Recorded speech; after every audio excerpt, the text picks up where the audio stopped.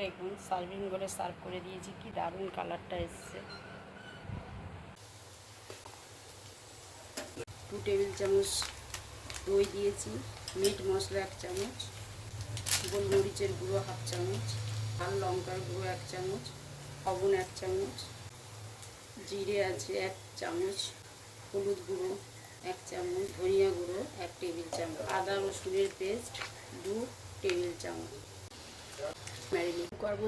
আমি সর্ষের তেল দিয়ে, ওটা গরম মশলা আর শুকনো লঙ্কা, পেঁয়াজ দিয়ে দিচ্ছি 2টো বড়, কাশ্মীরি লঙ্কা 1 চামচ। এবার ম্যারিনেট করা মাংসটা দিয়ে দিই। কষানো হয়ে গেছে, আমি গরম মশলা দিয়ে দিলাম। দেখুন কষানো হয়ে গেছে, কাপ জল দিয়ে দিলাম। 4টে আমার সিটি হয়ে গেছে। 4 টুকরো আলু আর পেঁয়াজ আমি ভেজে রেখে দিয়ে দিলাম।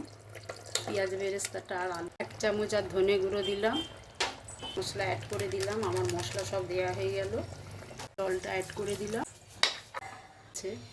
দেখুন আমি এবার সার্ভিং করে সার্ভ করে দেখিয়ে দেবো।